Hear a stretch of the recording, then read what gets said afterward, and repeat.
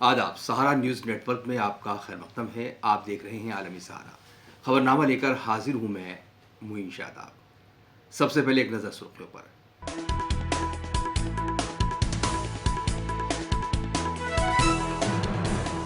Congress working committee की हुई meeting, Lok Sabha इंतखाबात और दीगर उमूर पर किया गया तबादला ख्याल। नरेंद्र मोदी की खिलाफ बर्दारी के लिए तैयारियां मुकम्मल, 9 जून को तीसरी मर्तबा बनेंगे वजीर आजम। दिल्ली की वजीर आतिशी पानी की किल्लत पर बरहम, कहा हरियाणा दिल्ली के हिस्से का पानी रोक रहा है। नेट के इम्तहानात में हुई लापरवाही पर लिया गया फैसला, हायर एजुकेशन के सेक्रेटरी ने कहा कुछ तलबा के बढ़ाए जाएंगे नंबर। और स्पेन की ग्रानादा यूनिवर्सिटी का अहम फैसला, इसराइली मसनूआत के बाइकआउट और दीगर मुआहदे ख़त्म करने का किया ऐलान।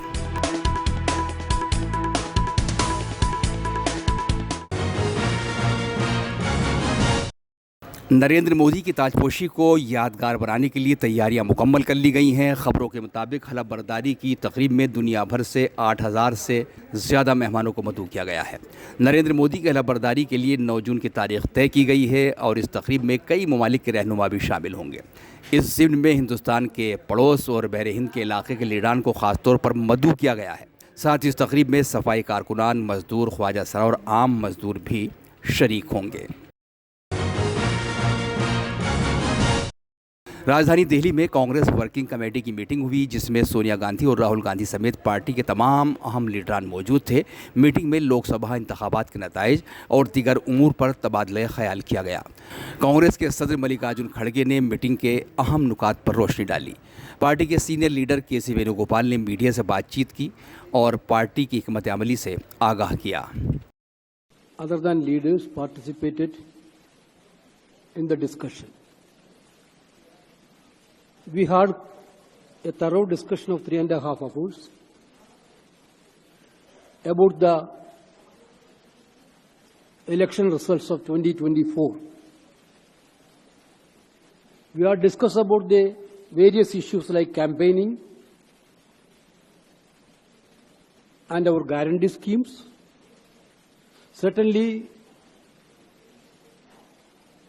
the troublesome path created by the Narendra Modi government during the election time. We already told several times this election was very much new for our parliamentary democracy system. We have been asking for a level playing field for the opposition party, which we didn't get from union government or the party.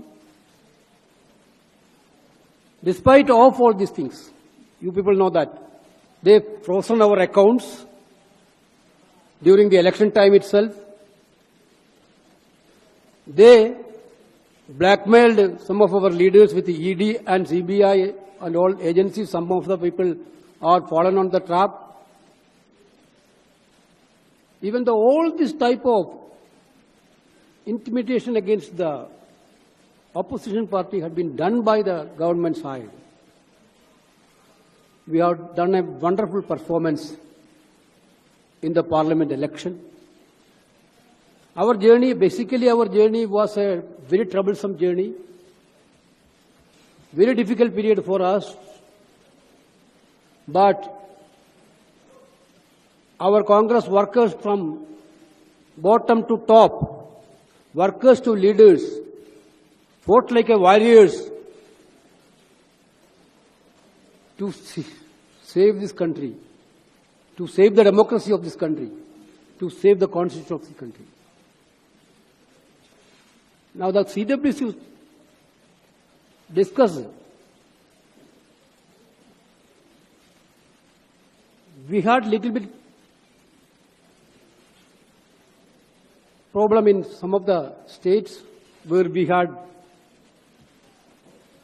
done badly. That also CWC today discussed. Basically, the atmosphere in the CWC is entirely different than the atmosphere 4 months before. Our workers are charged, leaders are charged. Now the revival of the Congress party have been started. This is the sentiments of the CWC. Everybody thought that Congress is going to be finished. Then what will happen? Even after election also, final day the exit poll came. That exit poll, this election is a very, very different fight. We have to fight against exit poll also. 3 days we fight against the exit poll. First evening exit poll come. Our communication department had fight against the exit poll. First, second, third, till fourth. इस प्रस्ताव में ये कहा गया है कि 2024 के चुनाव नरेंद्र मोदी जी को एक व्यक्तिगत, राजनीतिक और नैतिक हार है। ये जीत है जनता की जीत, किसानों की जीत, युवाओं की जीत, दलित आदिवासी पिछड़े वर्गों की जीत, श्रमिकों की जीत, महिलाओं की जीत है। ये जीत है संविधान को सुरक्षित रखने के लिए। और राहुल जी ने आज बैठक में यही दोहराया कि जो सामाजिक और आर्थिक न्याय का अभियान हमने चलाया था, संविधान को सुरक्षित रखने के लिए जो हमने प्रचार किया था, जाति जनगणना को लेकर जो हमने बार बार कांग्रेस अध्यक्ष और राहुल जी ने इसका जिक्र किया, किसान न्याय को लेकर जो हमने गारंटियां दी हैं, इसका भी उन्होंने उल्लेख किया। ये सब हमारे रेजोल्यूशन में शामिल किया गया है। उत्तर प्रदेश की राजधानी लखनऊ में समाजवादी पार्टी के सदर अखिलेश यादव ने कहा है कि हालिया लोकसभा इंतखाबात के बाद मनफी सियासत खत्म हुई है और मुस्बत सियासत शुरू हुई है। इलेक्शन में आवाम के इशूज़ की जीत हुई है। दूसरी जानिब एसपी की रुकने पार्लियामेंट डिम्पल यादव ने सभी कामयाब अरकान पार्लियामेंट को मुबारकबाद दी, जबकि अयोध्या लोकसभा सीट से समाजवादी पार्टी की जीत पर पार्टी के लीडर धर्मेंद्र यादव ने कहा कि वो अयोध्या के लोगों का शुक्रिया अदा करते हैं। नकारात्मक राजनीति खत्म हुई है, सकारात्मक राजनीति का दौर शुरू हुआ है। जनता की मुद्दों की जीत हुई है। मैं सबसे पहले तो सभी अपने समाजवादी पार्टी के सांसदों को बधाई देना चाहूंगी और साथ में उत्तर प्रदेश के सभी जनों का भी धन्यवाद देना चाहूंगी कि जहां उन्होंने एक सकारात्मक राजनीति का आज सहयोग करके एक भारी संख्या में लोगों को संसद में पहुंचाने का जो काम किया है, और मैं धन्यवाद देना चाहूंगी सबको। अयोध्या की सीट बहुत महत्वपूर्ण है, उसमें जिस तरह से मैं समझती हूँ लोगों का लोकतंत्र में लोग अगर खुश नहीं होते हैं तो वो अपने प्रतिनिधित्व को अपने हिसाब से चुनते हैं। अयोध्या में भी यही हुआ है कि कहीं ना कहीं लोग नाखुश थे और उन्होंने अपना सांसद जो चुना है वो समाजवादी पार्टी का चुना। मैं समझती हूँ कि ये जो अगर तीसरा काल अगर शुरू हो रहा है तो मैं समझती हूँ कि वो जो मूलभूत जो सुविधाएं लोगों को हुई हैं और जिस तरह से बेरोजगारी चरम सीमा पे है, महंगाई का जहाँ सवाल है, जहाँ महिला के सुरक्षा का बहुत बड़ा सवाल है, जहाँ पे आप कार्यकर्ताओं पे तो एफआईआर लिखा रहे हैं, लेकिन अगर लोग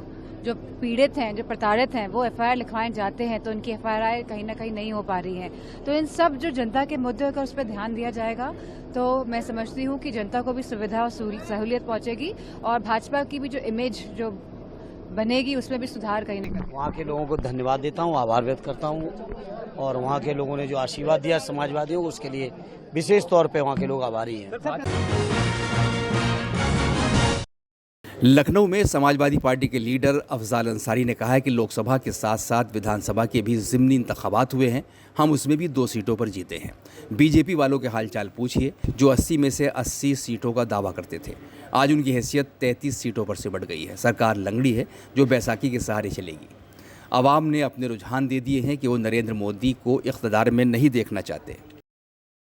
33 सीटों पर लोकसभा में और लोकसभा के साथ ही साथ 4 विधानसभा की भी चुनाव हुए हैं, बाई इलेक्शन, उसमें भी 2 सीटों पर जीते हैं। खैरियत पूछिए भारतीय जनता पार्टी वालों की, जो कहते थे 80 में 80, उनकी औकात 33 सीटों में सिमट गई।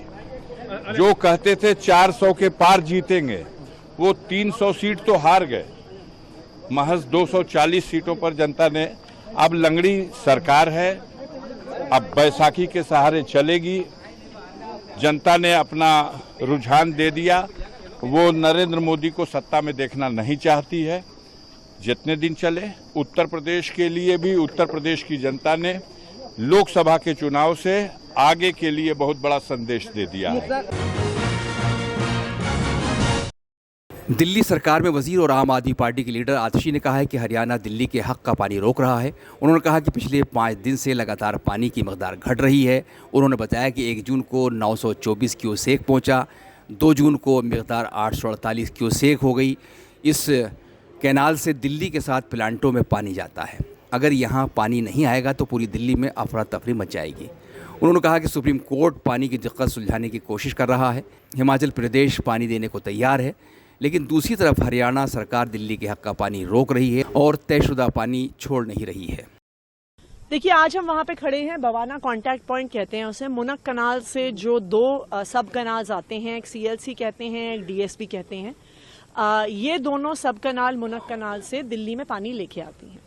जो हरियाणा, दिल्ली और पूरा अपर यमुना रीजन का जो पानी का अग्रीमेंट है, उसके तहत 1050 क्यूसेक मुनक कनाल से दिल्ली में आना है। इन दोनों कनाल्स के माध्यम से आना है। आप यहाँ पे देख सकते हैं, यहाँ पे फ्लो मीटर लगा हुआ है। इस फ्लो मीटर से पानी मेजर होता है कि कितना पानी आ रहा है। लेकिन पिछले 5 दिनों से लगातार पानी की मात्रा घट रही है। अगर 1050 क्यूसेक हरियाणा द्वारा छोड़ा जा रहा है तो 1000 क्यूसेक तो पानी पहुंचेगा। और लगातार पिछले 5 सालों का अगर हम डेटा देखें तो अगर 1050 क्यूसेक हरियाणा द्वारा छोड़ा जाता है तो 1000 क्यूसेक, 980 क्यूसेक दिल्ली में पहुंचता है। लेकिन पिछले कुछ दिनों से हम लगातार देख सकते हैं कि पानी की मात्रा कम हो रही है। 1 जून को 924 क्यूसेक पहुंचा, 2 जून को मात्र 848 क्यूसेक पहुंचा। वो घटकर 5 जून, 6 जून को 850, 856 और 7 जून को 840 क्यूसेक मात्र रह गया। अब ये जो मुनक कनाल की 2 सब कनाल्स हैं, इससे दिल्ली के 7 वाटर ट्रीटमेंट प्लांट में पानी जाता है। बवाना में जाता है, नांगलोई में जाता है, हैदरपुर में जाता है, द्वारका में जाता है, चंद्रावल में जाता है, ओखला में जाता है, वजीराबाद में जाता है। तो अगर 7 की 7 वाटर ट्रीटमेंट प्लांट्स को फीड करने वाली ये मुनक कनाल की सब ब्रांचेस में पानी नहीं आएगा तो पूरे दिल्ली में त्राही त्राही मच जाएगी। सारी दिल्ली में पानी कम पहुंचेगा, दिल्ली के सभी हिस्सों में समस्या होगी।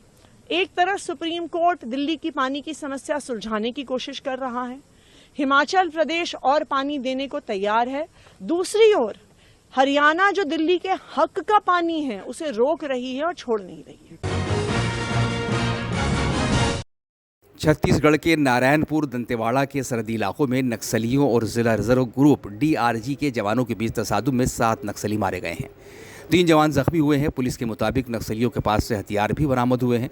नारायणपुर के SP प्रभात कुमार ने कहा कि 6 जून की रात को नक्सलियों की मौजूदगी की इत्तला मिलने पर 4 जिलों की टीमें दंतेवाड़ा और नारायणपुर के सरहदी इलाकों में गई थीं। इलाके की घेराबंदी की गई और पूरे दिन तसादुम चलता रहा। शाम को सर्च ऑपरेशन में 7 नक्सलियों की लाशें बरामद की गई हैं। 2 दिन पहले 6 तारीख की रात को 4 जिलों की टीम, 4 जिलों की DRG और बस्तर फाइटर्स, दांतेवाड़ा, नारायणपुर, कोंडागांव और जगदलपुर, चारों की टीमें अलग अलग जगह से दांतेवाड़ा और नारायणपुर के सीमावर्ती क्षेत्र में गोबेल, इरपानार, भटबेड़ा के आसपास में नक्सलियों की सूचना पे गए थे। वहाँ पे कंपनी नंबर 6 और Amdai area committee, Barsur area committee और अन्य सीनियर नक्सलियों की सूचना पे हम गए थे। तो घेराबंदी किया और मुठभेड़ चली। कल दिन भर मुठभेड़ चली रुक कर, और शाम में जब सर्च किया गया तो 7 वर्दीधारी नक्सलियों के हथियार में शव बरामद हुए हैं। और टीम अभी भी जंगल में है, बाहर नहीं आई है। बाकी जानकारी टीम के आने के बाद दी जाएगी। नीट के मामले पर हायर एजुकेशन के सेक्रेटरी के संजय मूर्ति ने कहा है कि हमारी कमेटी ने मीटिंग की है और उन्होंने इम्तहानात के मराकज़ और सीसीटीवी चेक किए हैं, जिसमें पता चला है कि कुछ मराकज़ पर वक्त की बर्बादी हुई है और तलबा को इसके लिए मुआवजा दिया जाना चाहिए। कमेटी ने सोचा है कि शिकायतों को दूर किया जा सकता है, इसलिए कुछ तलबा के नंबर बढ़ाए गए हैं। नीट इम्तहानात में हुई लापरवाही पर मुसलसल नाराज़गी का इजहार हो रहा है। दिल्ली में कांग्रेस के लीडर कन्हैया कुमार ने कहा है कि मुल्क में नीट की इम्तहानात में जो धांधली हुई है और तलबा के मुस्तकबिल के साथ जो खिलवाड़ किया गया है, लगातार इस मुल्क में नौजवानों का मुस्तकबिल ख़तरे में है। उन्होंने कहा कि उन्हें उम्मीद है कि पीएम इन चीज़ों पर जल्द से जल्द कार्रवाई करेंगे। 30 लाख से ज़्यादा जगहें खाली हैं, उनको भरने का काम भी वो करेंगे और बार बार जो पेपर लीक हो रहा है उस पर कोई ठोस कानून बनाया जाएगा। Met and they perused all the details of the centers, of the CCTV, and they found that sometime center-wise there is a different time was lost, and they should be compensated for the marks. And there was a Supreme Court judgment in 2018 in CLAT case कि if there is a this type of grievance कि time loss होता है तो there is a formula and that basis compensation can be given. So the committee thought कि this is the way we can address the grievances.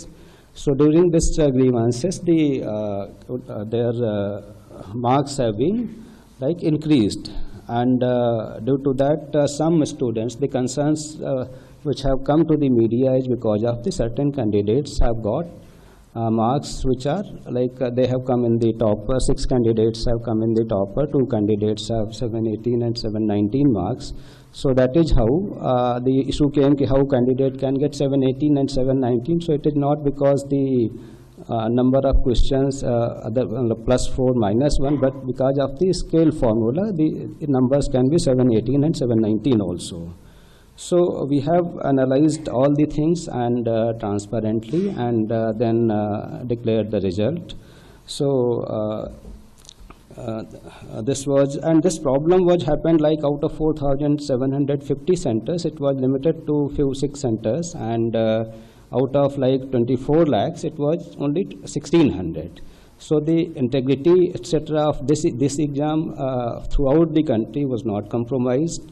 And one issue which was happened in Savai Madhavpur, that because of wrong Hindi English distribution, we took the action immediately, and because by that time at every center candidates were inside. So the question paper in social media was I think around 4:28, 4:29 p.m. after the start of 2 hours 28 minutes later.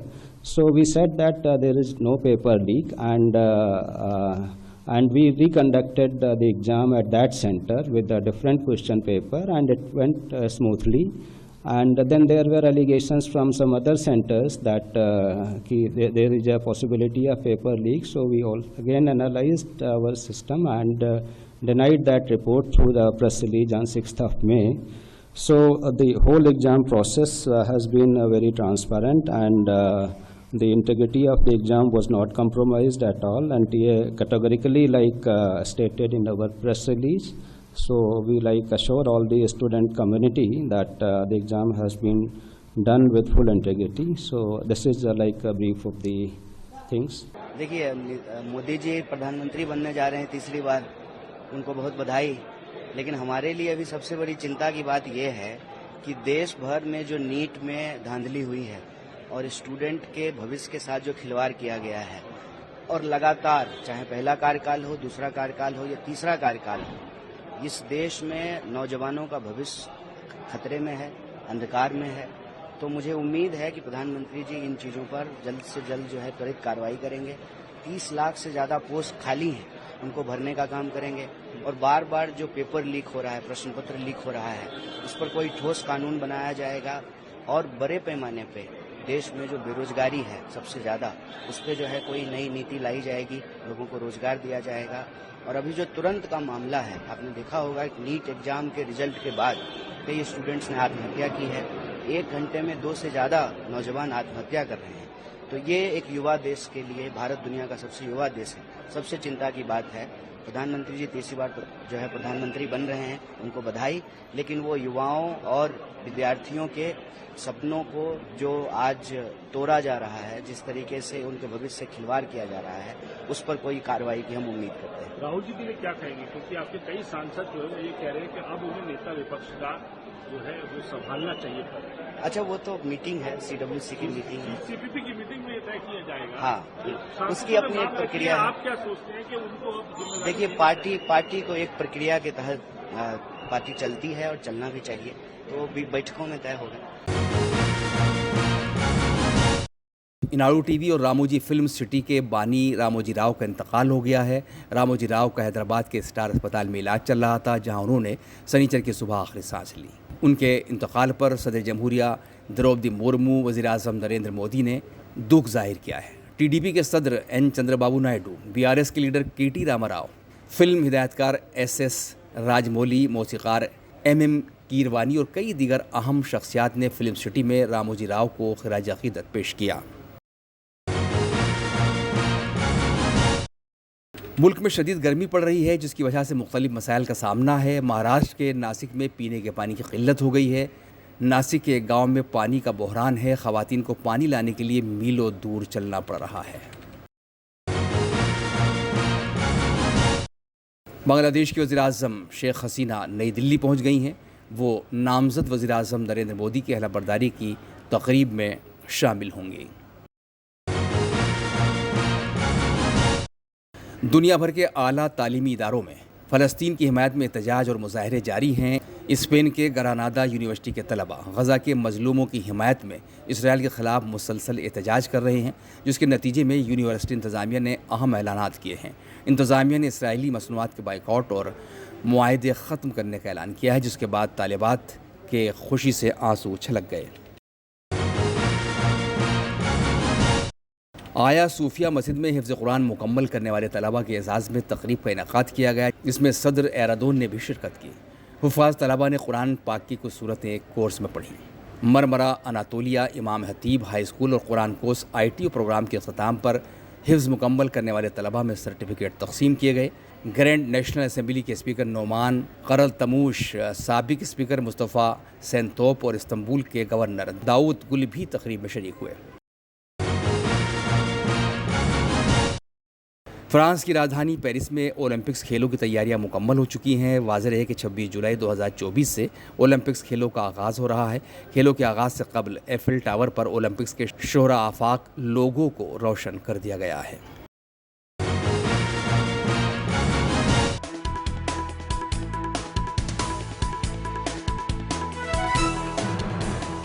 Congress working committee की हुई meeting, Lok Sabha इंतखाबात और दीगर उमूर पर किया गया तबादला ख्याल। नरेंद्र मोदी की अहलबरदारी के लिए तैयारियां मुकम्मल, 9 जून को तीसरी मर्तबा बनेंगे वज़ीर आज़म। दिल्ली की वज़ीर आतिशी पानी की किल्लत पर बरहम, कहा हरियाणा दिल्ली के हिस्से का पानी रोक रहा है। नेट के इम्तहानात में हुई लापरवाही पर लिया गया फैसला। हायर एजुकेशन के सेक्रेटरी ने कहा कुछ तलबा के बढ़ाए जाएंगे नंबर। और स्पेन की ग्रानादा यूनिवर्सिटी का अहम फैसला, इसराइली मसनूआत के बाइकआउट और दीगर मुआहदे ख़त्म करने का किया ऐलान।